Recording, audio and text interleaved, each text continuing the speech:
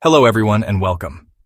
Today we're going to explore a critical issue that has recently affected millions of people across the Middle East and Asia. The disruption of undersea internet cables in the Red Sea. The Red Sea is not just a vital shipping route, it's also a central hub for the world's digital infrastructure.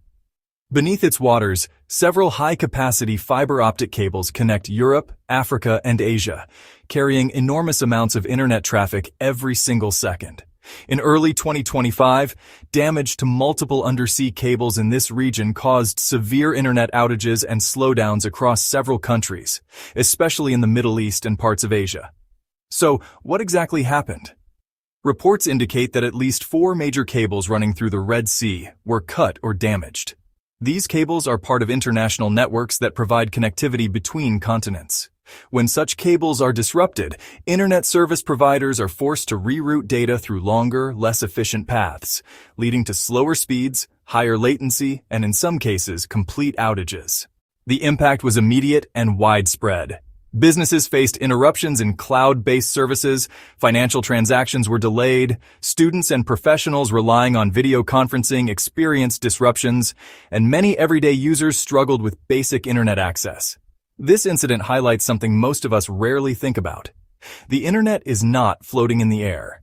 It depends on thousands of kilometers of undersea fiber-optic cables, thin, flexible tubes that carry nearly 99% of global data.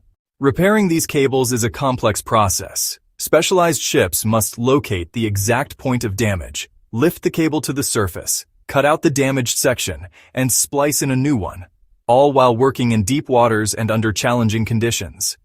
This process can take days or even weeks. So what does this mean for the future?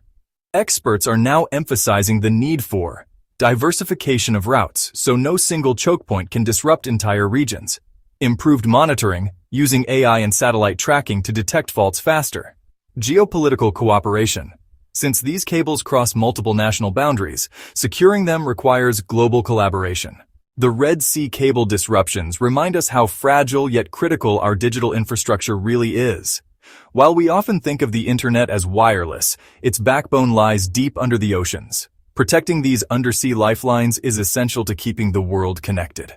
Thank you for watching, and I hope this helped you understand the importance of undersea cables in our everyday digital lives.